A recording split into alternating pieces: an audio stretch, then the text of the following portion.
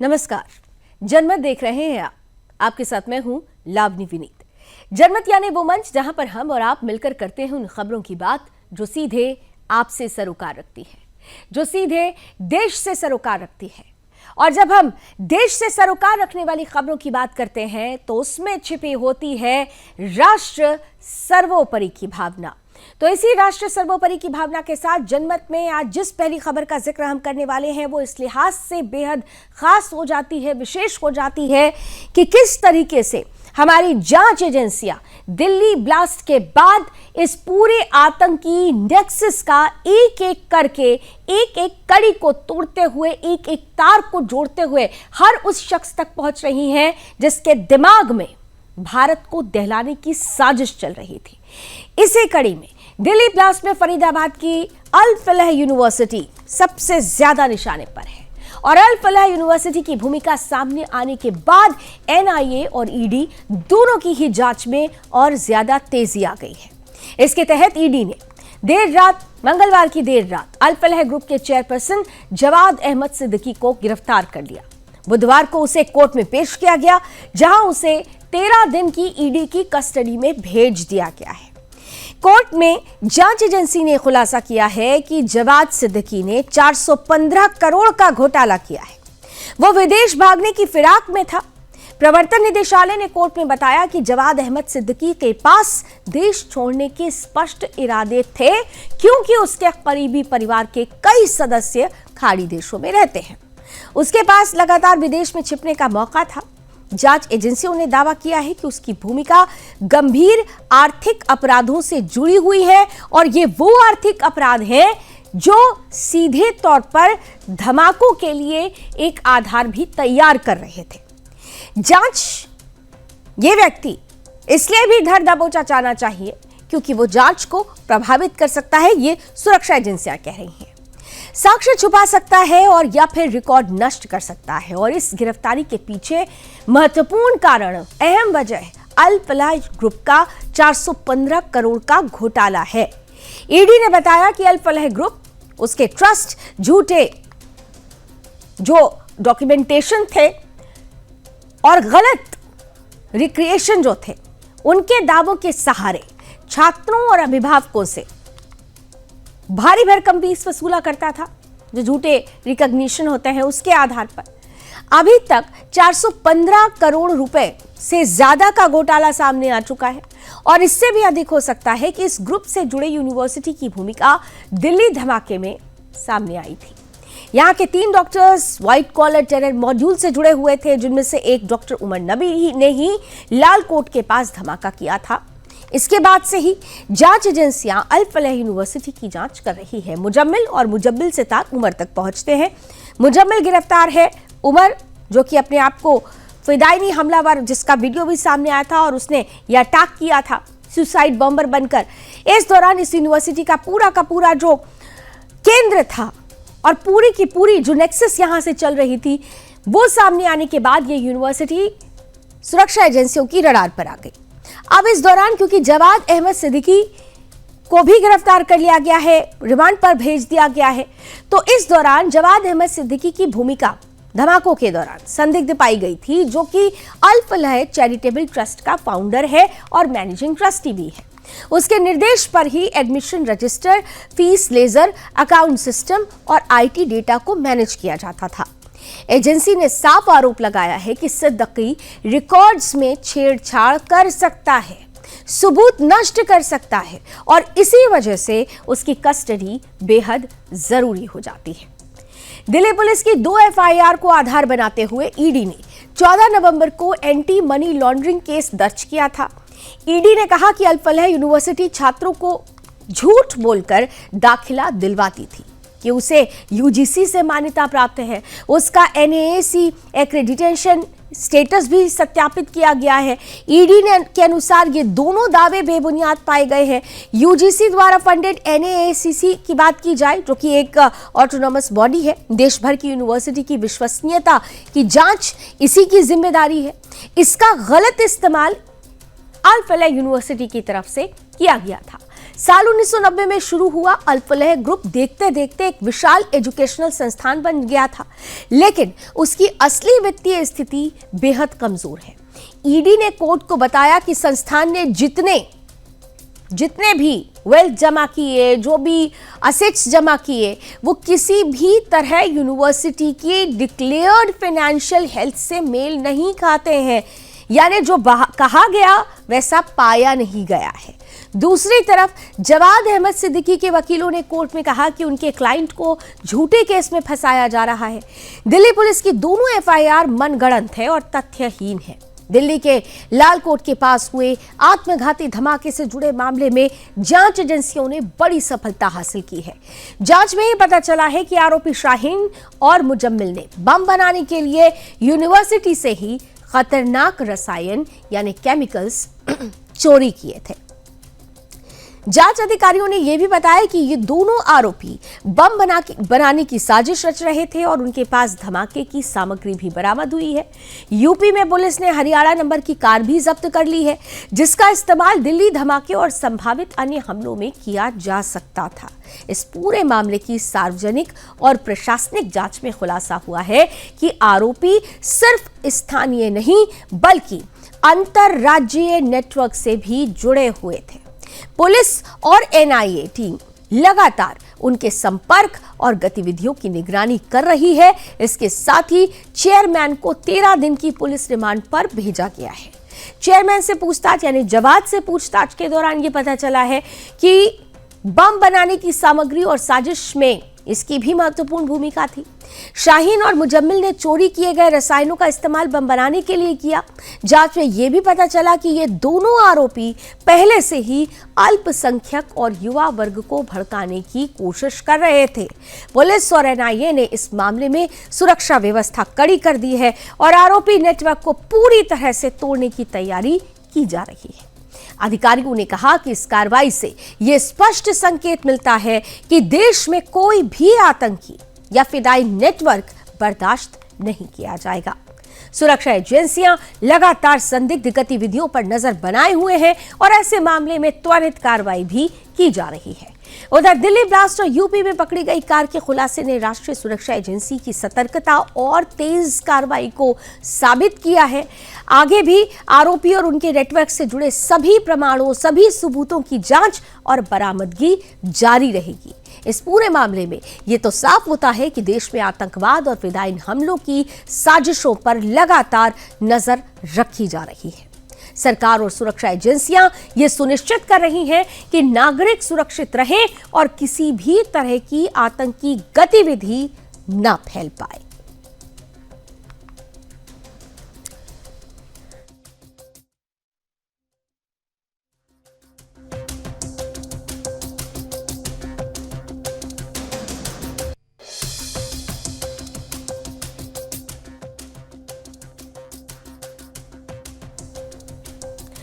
तो एक तरफ तो आतंकियों पर नकेल कसने के लिए, उनकी धरपकड़ के लिए सुरक्षा एजेंसियां लगातार त्वरित अंदाज में काम कर रही हैं, वहीं दूसरी तरफ गैंगस्टर्स भी अब सलाखों के पीछे पहुंच रहे हैं।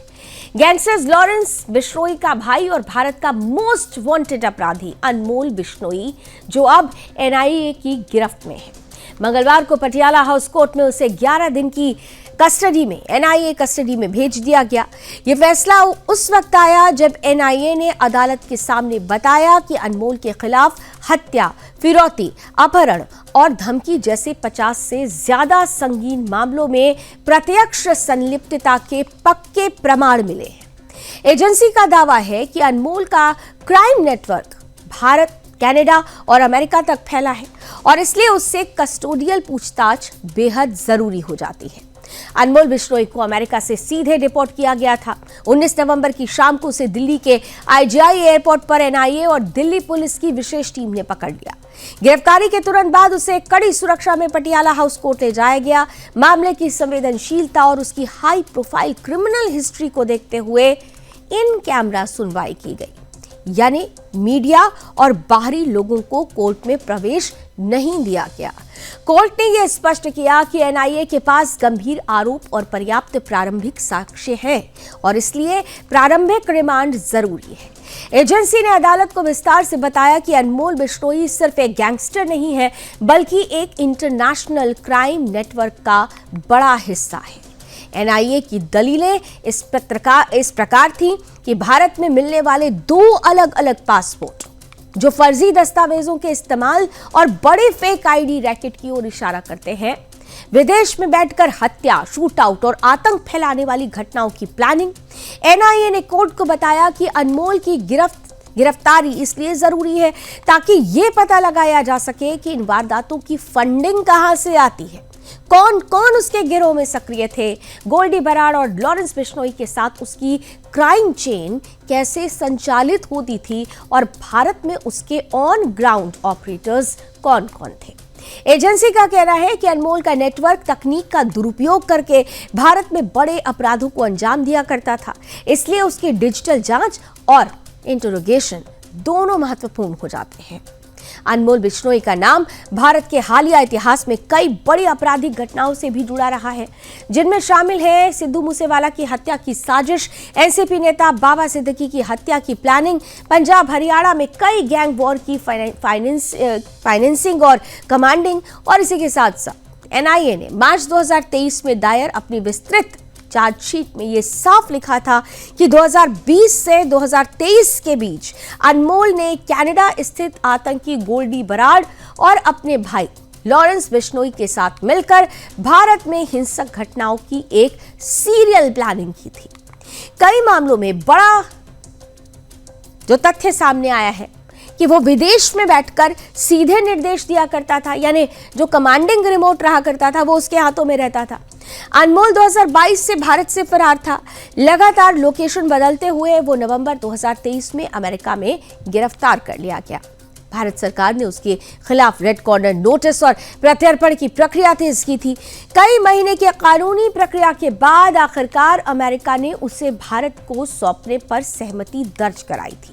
उसकी पहचान बदलने और फर्जी दस्तावेजों से यात्रा करने की वजह से अमेरिका में भी उसके खिलाफ जांच चली। एनआईए का लक्ष्य अब उसके पूरे क्राइम नेटवर्क की परतें खोलना है। एजेंसी प्रमुख रूप से निम्न पहलुओं पर फोकस करेगी: हत्या और शूटआउट के वित्तीय लेन देन, विदेश में बैठे गैंग नेताओं से उसके संपर्क, हथियार सप्लाई नेटवर्क, भारत में सक्रिय 30+ गैंगस्टर्स से उसका तालमेल, फेक पासपोर्ट और विदेशी पहचान पत्र हासिल करने की मदद आखिर किसने की और क्या उसके तार किसी आतंकी संगठन या विदेशी नेटवर्क से तो नहीं जुड़ते। एजेंसी का कहना है कि अनमोल की गिरफ्तारी से भारत में ऑपरेट हो रहे कई गैंगस्टर टेरर सिंडिकेट्स की कमर टूट सकती है। अब 11 दिन तक एनआईए की टीम उससे लगातार पूछताछ करेगी। डिजिटल डिवाइस, बैंक रिकॉर्ड्स, विदेशी ट्रांजैक्शन और कॉल लॉग की तलाशी चलेगी। एजेंसी को पूरी उम्मीद है कि उसने कई अहम खुलासे होंगे जिनके आधार पर आगे की गिरफ्तारियां भी संभव हो सकेंगी। उधर अनमोल की भारत वापसी को सुरक्षा एजेंसियों ने बड़ा ऑपरेशन ब्रेक थ्रू माना है। लॉरेंस बिश्नोई गैंग के कई लिंक अब जांच एजेंसियों के रडार पर हैं। आने वाले दिनों में इस पूरे माफिया नेटवर्क पर और बड़ी कार्रवाई देखने को मिल सकती है।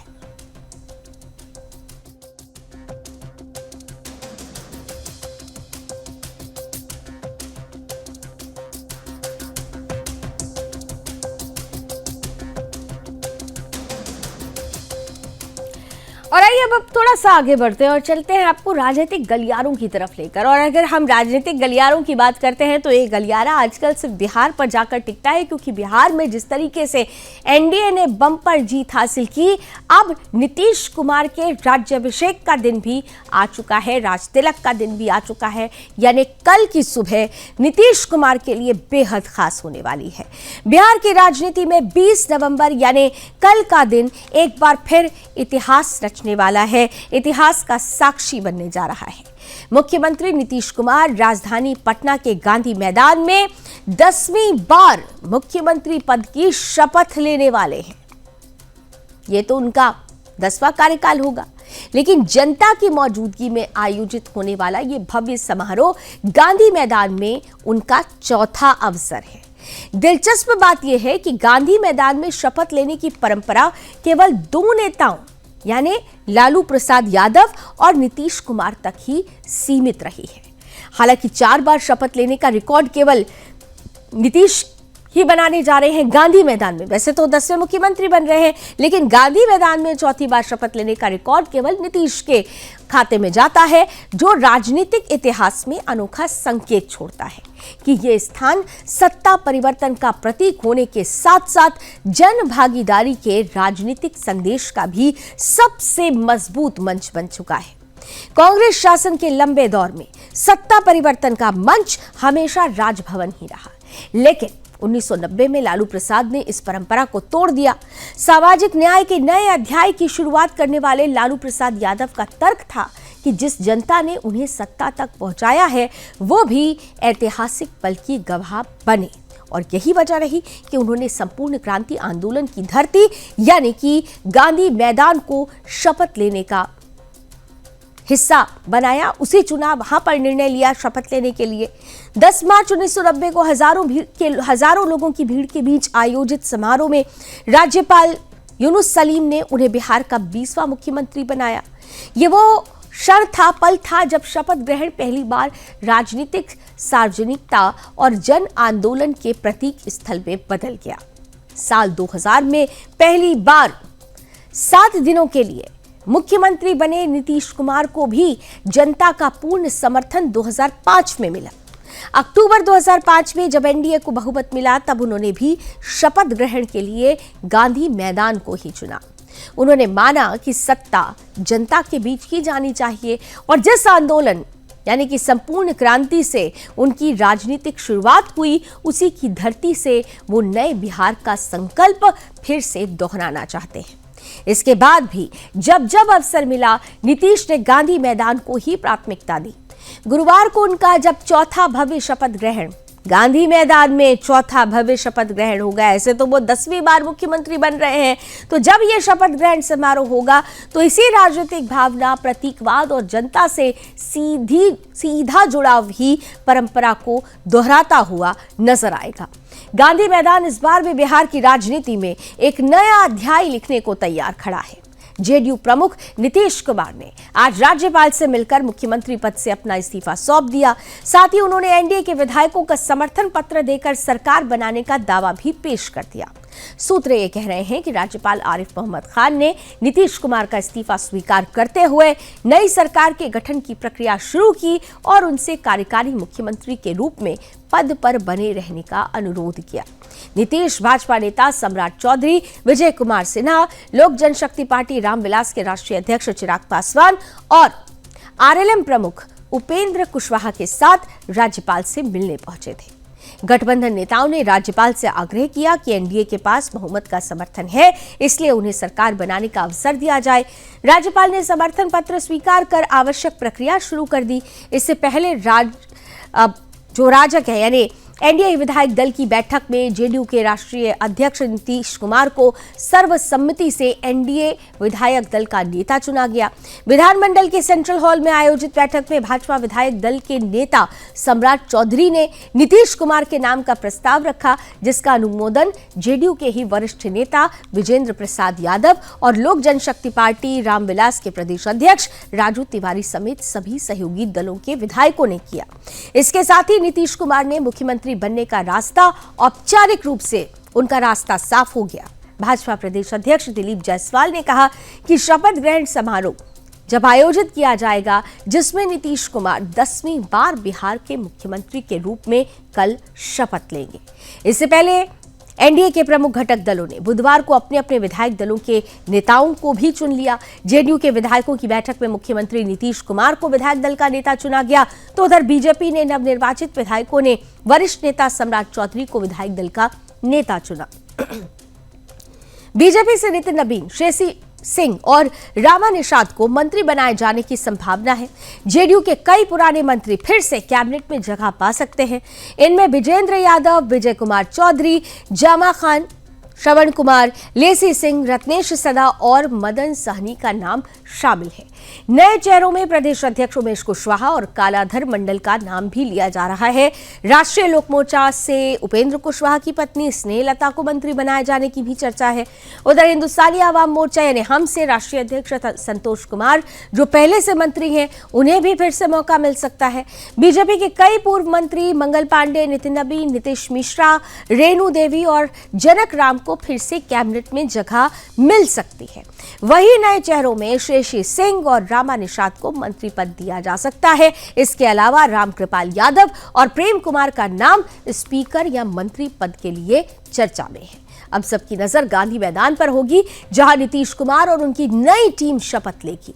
यह देखना दिलचस्प होगा कि किसे कौन सा पद मिलता है और नई सरकार में कौन कौन शामिल होता है। लेकिन इतना जरूर है, उससे पहले जिस तरह से गांधी मैदान में यह शपथ ग्रहण समारोह आयोजित हो रहा है, दरअसल ये एनडीए का वो शक्ति प्रदर्शन है जो विपक्ष को बता रहा है कि जब जब भी विपक्ष ने मोदी के नाम पर राजनीति की है, जब जब भी मोदी विरोध किया है, तब तब विपक्ष को मुंह की खानी पड़ी है। यानी वो चाहे आरजेडी हो, कांग्रेस हो या तमाम विपक्षी पार्टियां जो लगातार प्रधानमंत्री नरेंद्र मोदी को अपशब्द कहती रहीं, वो उनके लिए सेल्फ गोल साबित हुआ। और बिहार में जनता ने आज भी अपना ब्रांड नीतीश कुमार को ही माना है और यही वजह है कि प्रचंड बहुमत के साथ एनडीए सरकार में आ रही है और नीतीश कुमार 10वीं बार मुख्यमंत्री पद की शपथ लेने वाले हैं। पार्टी के विधायक दल की इस बैठक में हमारे दो पार्टी के बड़े नेताओं को, नेता के रूप में श्री सम्राट जी को और उपनेता के रूप में श्री विजय सिन्हा जी का चयन किया है। दोनों को हृदय से बधाई और पार्टी की ओर से भी बधाई, केंद्रीय नेतृत्व का आभार और अभिनंदन। ये ऑल टुगेदर बहुत नया एक्सपीरियंस है, क्योंकि पूरे विधानसभा में सबसे छोटी उम्र में हूँ, तो लोगों का प्यार भी बहुत मिल रहा है, दुलार भी बहुत मिल रहा है। पूरे संगठन के लोग मेरे साथ हैं। देखिए, हमारे पूरे देश से, अलग अलग राज्यों से हमारे इतने अच्छे अच्छे लोग आए हैं, तो ये तो बिहार वासियों का भी सौभाग्य है। खुशी तो एक तो है, पारिवारिक लोग, हमारे प्रशंसकों में खुशी है, मुझे भी बहुत खुशी है, लेकिन उससे भी ज्यादा ऐसा महसूस हो रहा है कि अब काम करना है बिना कोई छुट्टी मारे और हर एक दिन काउंट करता है, इसीलिए बहुत सारी चीजें। मैंने ये भी कहा था कि हम लोग विकास की प्रगति पर इतनी तेजी से बढ़ने वाले हैं और हम लोगों के अंदर वो जो भावना है राष्ट्र सेवा की जो थी, आज और दुगनी हो गई। जब मैं ऐसे ऐसे लोगों से मिल रही हूँ, हमारे उत्तर प्रदेश से, मध्य प्रदेश से, महाराष्ट्र से इतने सारे प्रवासी आए हैं, तो उनको सुन के तो और वो भावनाएं बढ़ गई। निश्चित तौर पर पूर्व के भी कार्यकाल में श्री सम्राट चौधरी जी और श्री विजय सिन्हा जी उप मुख्यमंत्री के रूप में इन्होंने सरकार को बेहतर ढंग से चलाने का प्रयास किया है और माननीय प्रधानमंत्री जी के विकसित भारत का जो संकल्प है, उस संकल्प को भी निश्चित तौर पर इस सरकार में वो पूरा करेंगे और सर्वसम्मति से सभी माननीय विधायकों ने, अरे देखिए, हम तो अभी विधायक के रूप में फिर 5वीं बार चुनकर आए हैं, फिर पार्टी तय करेगी कि हम दलीय एवं अन्य जो दायित्व है उसमें हमारी क्या भूमिका हो। स्वाभाविक है कि माननीय मुख्यमंत्री जी के नेतृत्व में बिहार में एक बड़ा बदलाव आया है और यह तय है कि जिस प्रकार का बदलाव नीतीश कुमार जी ने एक ईमानदार ने किया है, तो प्रधानमंत्री जी के विकसित भारत के संकल्प को भी बिहार को एक विकसित बिहार बनाकर पूरा करें। पिछले 1.5 वर्षों से वो संभाल रहे थे और जिस प्रकार से अच्छे से एनडीए शासन चला और एक ऐतिहासिक बहुमत 20 वर्ष बाद भी 200 से ज्यादा सीटों से जीतना और महज एक सीट से एक व्यक्ति नेता विरोधी दल बन सका, एक सीट कम आती तो हमारा विरोधी दल का नेता भी कोई नहीं रहता।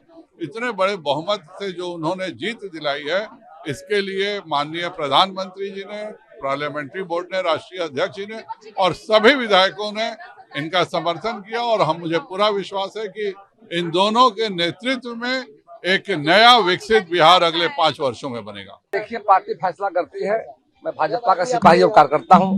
जो पार्टी का निर्णय होता है, निर्णय के हम साथ होते हैं, उसके अनुकूल काम करने का प्रयास करते हैं। अभी विधायक दल नेता का चुनाव होगा, उसके बाद एनडीए नेता का चुनाव होगा जाकर के।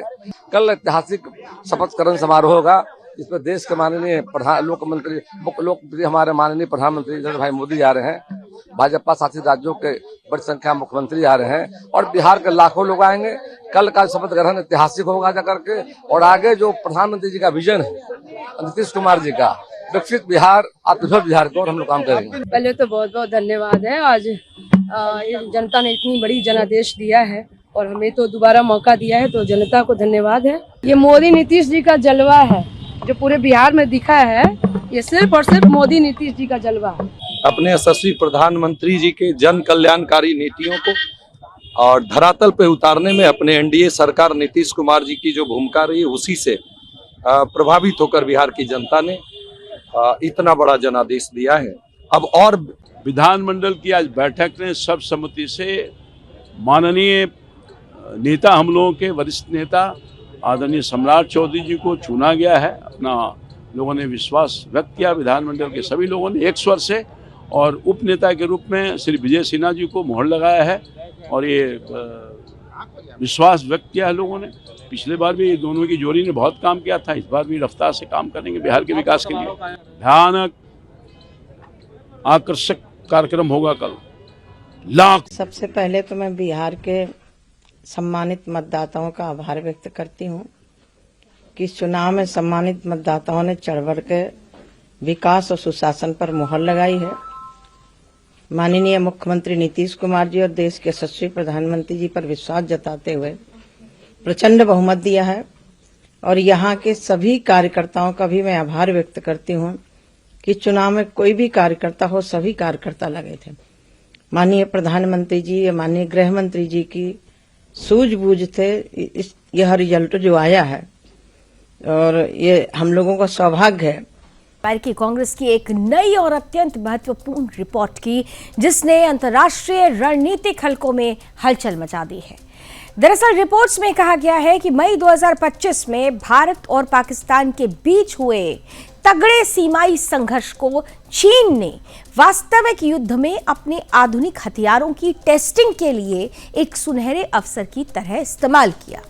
यह खुलासा इसलिए भी गंभीर है क्योंकि रिपोर्ट दावा करती है कि चीन ने इस लड़ाई को न केवल फील्ड एक्सपेरिमेंट की तरह उपयोग किया, बल्कि इन टेस्ट रिजल्ट्स को बढ़ा चढ़ाकर मुस्लिम देशों में हथियारों की बिक्री बढ़ाने के लिए एक बड़ी मार्केटिंग कैंपेन भी चलाया।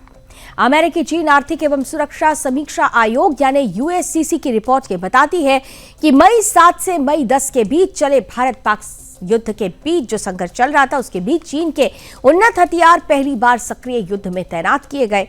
इसमें HQ-9 air defence system, PL-15 air to air missile और J-10C फाइटर जेट जैसे हथियार शामिल थे। यह तथ्य अपने आप में बेहद अहम है क्योंकि अब तक चीन के कई आधुनिक हथियार सिर्फ प्रशिक्षण, डेमो या सीमित प्रदर्शन अभ्यासों में उपयोग किए जाते रहे थे, लेकिन असली युद्ध में उनकी उपयोगिता पर सवाल खड़े होते रहे थे। रिपोर्ट ये कह रही है कि बीजिंग ने पाकिस्तान के साथ मिलकर इस संघर्ष को एक बड़े परीक्षण स्थल की तरह देखा। पाकिस्तान की ओर से भारतीय सैन्य ठिकानों और विमानों को निशाना बनाने में इन चीनी हथियारों का उपयोग किया गया। रिपोर्ट में कहा गया कि चीन ने इस पूरे घटनाक्रम की मॉनिटरिंग की, डेटा संग्रह किया और बाद में इसे अपने हथियारों की कॉम्बैट बैटल क्षमता के तौर पर प्रचारित किया। अब यूएससीसी का दावा तो यह भी है कि चीन ने पाकिस्तान की कथित सैन्य सफलता को हथियारों की अंतर्राष्ट्रीय बिक्री की मार्केटिंग सामग्री के रूप में बदल दिया। पाकिस्तान के उप प्रधानमंत्री और विदेश मंत्री इशराक डार ने पाकिस्तान संसद में दावा किया था कि पाकिस्तानी J-10C लड़ाकू विमान ने भारतीय वायुसेना के कई विमानों, जिनमें रफाल भी शामिल बताया गया, इन सभी को मार गिराया। हालांकि यूएस रिपोर्ट इन दावों को अतिरंजित बताती है। भारत भी इसे बता चुका है कि किस तरीके से पाकिस्तान झूठ बोलता रहा है, किस तरह से चीनी हथियार फुस साबित हुए हैं। स्वदेशी, भारत की स्वदेशी ताकत के आगे वो उसके कई प्रमाण भारत सामने रख चुका है। लेकिन इन सब के बीच चीन ने इन्हीं जो पाकिस्तान की तरफ से बयान दिए जा रहे थे, उन बयानों के आधार पर अपनी वैश्विक प्रचार अभियान को तेज किया, उसका हिस्सा बनाया और दुनिया भर में मुस्लिम देशों में हथियार बेचने के लिए इसका इस्तेमाल किया। रिपोर्ट के अनुसार चीन ने इस लड़ाई के बाद अरब देशों, उत्तरी अफ्रीका, दक्षिण पूर्व एशिया और मध्य एशिया में अपने हथियारों को पश्चिमी हथियारों के विकल्प के तौर में आक्रामक तरीके से पेश किया। बैटल प्रूवन क्षमता का झूठा या बढ़ा चढ़ाकर दावा कई देशों में हथियारों की खरीद प्रक्रियाओं को प्रभावित करता दिखा। रिपोर्ट का सबसे चौंकाने वाला हिस्सा दुष्प्रचार मशीनरी से जुड़ा है। यूएससीसी ने यह आरोप लगाया है कि चीन ने सोशल मीडिया पर बड़ी संख्या में फर्जी अकाउंट्स के जरिए एआई जनित तस्वीरें और वीडियो गेम ग्राफिक्स को भारतीय विमानों के मलबे के रूप में प्रसारित किया। इसका उद्देश्य फ्रांसीसी लड़ाकू विमान रफाल की छवि खराब करना था, ताकि चीन अपने J-35 और J-10C जैसे फाइटर जेट्स को बेहतर और सस्ते विकल्प के रूप में पेश कर सके। फ्रांसीसी खुफिया एजेंसियों के हवाले से रिपोर्ट में बताया गया कि इस दुष्प्रचार अभियान का असर इंडोनेशिया पर भी पड़ा, जिसने रफाल खरीद प्रक्रिया को रोक दिया। ये चीन की इंफॉर्मेशन वॉरफेयर क्षमता और अंतर्राष्ट्रीय हथियार व्यापार में प्रचार तंत्र की शक्ति को दिखाता है। रिपोर्ट यह भी बताती है कि पाकिस्तान की सैन्य संरचना चीन पर पहले से कहीं अधिक निर्भर हो चुकी है। जून 2025 में चीन ने पाकिस्तान को 40 J-35 फाइटर जेट्स, इसके अलावा KJ-500 airborne early warning system और बैलिस्टिक मिसाइल डिफेंस सिस्टम की बिक्री की पेशकश की थी। Stockholm International Peace Research Institute के अनुसार पिछले 5 वर्षों में पाकिस्तान के 81% हथियार आपात चीन से, उसका जो हथियारों का आयात है वो चीन से हुआ है। यह आंकड़ा यह दर्शाता है कि पाकिस्तान की रक्षा नीति लगभग पूरी तरह बीजिंग की सैन्य आपूर्ति और राजनीतिक सहमति पर निर्भर हो चुकी है। रिपोर्ट में यह भी चेतावनी दी गई है कि चीन का यह मॉडल भविष्य में भौगोलिक संघर्षों को हथियार परीक्षण और मार्केटिंग रणनीति में बदल सकता है। भारत के संदर्भ में ऐसी गतिविधियां क्षेत्रीय स्थिरता को प्रभावित कर सकती हैं और दुष्प्रचार के माध्यम से अंतर्राष्ट्रीय स्तर पर उसकी छवि और रक्षा साझेदारियों को नुकसान पहुंचा सकती हैं। यह रिपोर्ट संकेत देती है कि आने वाले समय में चीन न केवल आर्थिक और राजनीतिक मोर्चों पर बल्कि हथियार बाजार में भी अमेरिका और पश्चिमी देशों को चुनौती देने के लिए आक्रामक रणनीतियां अपनाएगा। यूएस कांग्रेस की रिपोर्ट बताती है कि भारत पाक संघर्ष सिर्फ सीमा पर हुआ सैन्य टकराव नहीं था, यह चीन के लिए वैश्विक हथियार बाजार में प्रभाव बढ़ाने का एक योजनाबद्ध मौका भी था। आधुनिक चीनी हथियारों के वास्तविक युद्ध परीक्षण, दुष्प्रचार अभियानों और आक्रामक मार्केटिंग के जरिए चीन ने एक नई रणनीति अपनाई है और यह रणनीति आने वाले वर्षों में भारत, एशिया और दुनिया की सुरक्षा संरचनाओं को प्रभावित कर सकती है।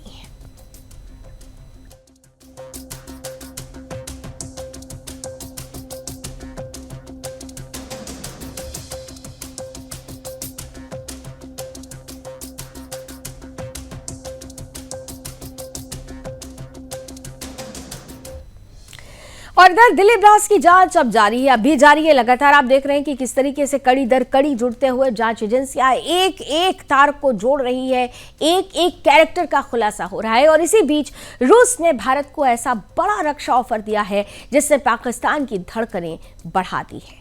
मॉस्को ने अपना सबसे advanced 5th generation fighter jet Su-57E का अपग्रेडेड एक्सपोर्ट वर्जन भारत के लिए पेश किया है। इसके साथ ही भारत को अनलिमिटेड टेक्नोलॉजी ट्रांसफर का प्रस्ताव भी मिल चुका है। रूसी अधिकारियों का कहना है कि यह ऑफर भारत रूस के 6 दशक पुराने रक्षा सहयोग को नई ऊर्जा देने वाला सबसे महत्वपूर्ण कदम है। रूस का यह प्रस्ताव ऐसे समय पर आया है जब राष्ट्रपति पुतिन अगले महीने दिसंबर में भारत दौरे पर आने वाले हैं। ऑफर में क्या है ये भी हम आपको बताते हैं। दुबई एयर शो में रूस ने न सिर्फ Su-57E का अपग्रेडेड मॉडल दिखाया बल्कि भारत के लिए एक कॉम्प्रिहेंसिव पैकेज भी पेश कर दिया। इसमें शामिल है Su-57E फाइटर जेट की आपूर्ति, लाइसेंस्ड प्रोडक्शन, नई एयर लॉन्च्ड वेपन्स की फैमिली, भारतीय म्यूनिश की इंटीग्रेशन, भारतीय म्यूनिशन की इंटीग्रेशन, लंबी अवधि का मेंटेनेंस सपोर्ट और इसके साथ साथ टेक्नोलॉजी ट्रांसफर का जो स्टेप होता है वो भी इसमें शामिल किया गया है। पहला रूस का ये दावा है कि Su-57E पूरी तरह से 5th जनरेशन फाइटर जेट के सभी मानकों पर खरा उतरता है। इसके बॉडी में भारी मात्रा में कंपोजिट मटेरियल का इस्तेमाल किया गया है, उस पर रडार एब्जॉर्बेंट कोटिंग है और हथियारों के लिए इंटरनल वेपन भी दिए गए हैं, यानी दुश्मन की नजर में आए बिना हमला करने की पूरी क्षमता Su-57E रखता है। दूसरी ओर रूस का यह कहना है कि इसकी स्टेल्थ डिजाइन इतनी एडवांस्ड है कि ये सक्रिय रडार चलाते हुए भी कम से कम दिखाई देता है, यानी अगर रडार सक्रिय है तो भी ये पकड़ में नहीं आएगा और ये क्षमता असली युद्ध में प्रमाणित भी हो चुकी है। इस जेट में लंबी दूरी तक सुपरसोनिक स्पीड बनाए रखने की क्षमता है। इसके अलावा इसका कॉकपिट हाई ऑटोमेशन पर आधारित है, जिसमें AI की मदद से पायलट को तुरंत फैसले लेने में सपोर्ट मिलता है। सुरक्षा के लिए इसमें इंटीग्रेटेड काउंटर मेजर सिस्टम भी लगाया गया है। इसका ऑन बोर्ड AESA रडार लगभग 240 किलोमीटर तक टारगेट पकड़ सकता है और इसके साथ ही साथ IRST सिस्टम और 360 डिग्री ऑप्टिकल सेंसर मिलकर इसे एक तरह से फ्लाइंग वॉच टावर बना देते हैं। इसकी चौथी खासियत यह है कि एयर शो में Su-57E के साथ 10 से ज्यादा नए एयर लॉन्च्ड हथियार भी दिखाए गए। Long range air to air missile, precision guided bomb और स्टैंड ऑफ स्ट्राइक वेपन सहित, यानी ये जेट न सिर्फ खुद खतरनाक है बल्कि अपने हथियारों के साथ एक मिनी आर्सेनल की तरह भी काम करता है। रूस के इस ऑफर से भारत को सिर्फ एक स्टील्थ फाइटर ही नहीं बल्कि एक हाईटेक और भविष्य की रक्षा क्षमता का हाईटेक वर्जन मिल सकता है। भारत की high and stealth fighter Bharat को मिल जाएगा, जो दुश्मन की नजर में आए बिना ही हमला कर सकता है। रूस ने पूरी टेक्नोलॉजी ट्रांसफर देने की बात कही है, जिससे भारत खुद भी ऐसी तकनीक बना सके और सुधार सके। आगे चलकर भारत इन लड़ाकू विमानों का घरेलू उत्पादन भी कर सकेगा, यानी आत्मनिर्भरता और बढ़ जाएगी। ये सारी चीजें मिलकर भारत की सैन्य ताकत को नए स्तर पर ले जाती है। परिणाम क्षेत्रीय बैलेंस भारत के पक्ष में झुक सकता है और यही वजह है कि पाकिस्तान की धुक बढ़ चुकी है।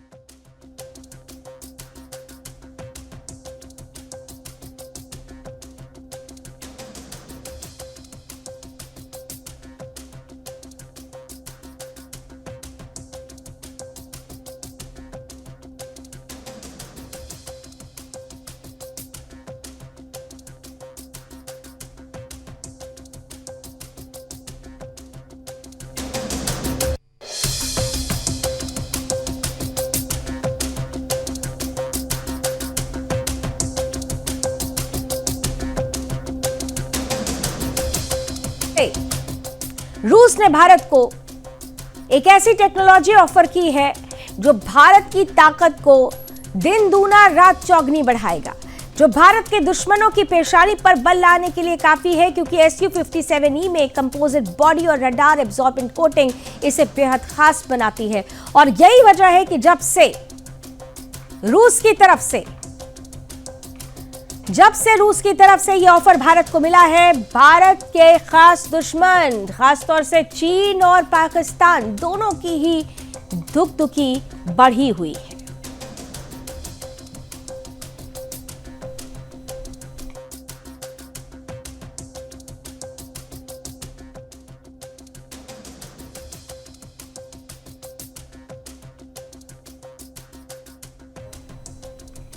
और आइए अब जनमत के आखिरी पड़ाव पर यानी गुड न्यूज की तरफ आपको लिए चलते हैं। और गुड न्यूज बेहद खास है आज की। समुद्री सहयोग और नौसैनिक क्षमता के एक महत्वपूर्ण प्रदर्शन में इंडियन नेवल शिप सह्याद्री ने उत्तरी प्रशांत के गुआम में आयोजित उच्च प्रोफाइल एक्सरसाइज मालाबार 2025 में सक्रिय भागीदारी निभाई है।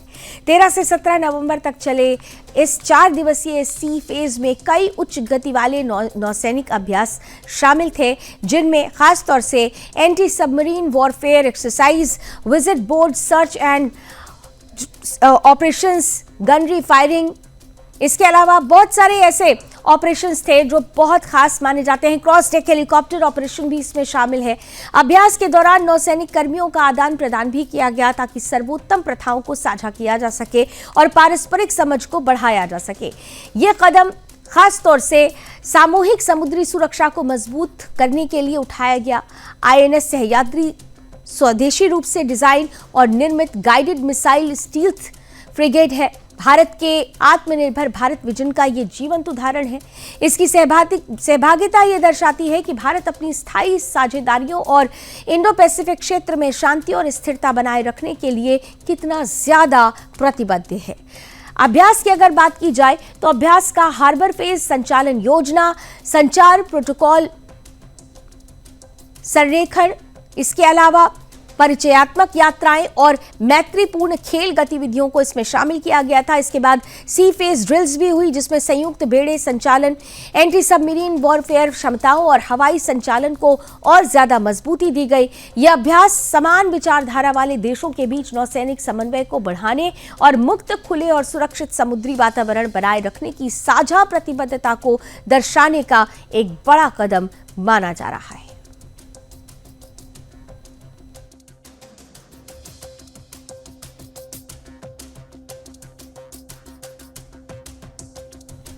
और चलिए, भारत की ताकत आपने देखी। ये ताकत लगातार सतत निरंतर बढ़ रही है क्योंकि ये नया भारत है जो रुकने वाला नहीं है, ये सिर्फ आगे बढ़ता रहेगा। जनमत में अभी बस इतना ही। देश और दुनिया की तमाम खबरों के लिए आप जुड़े रहिए सुदर्शन न्यूज के साथ। जय हिंद।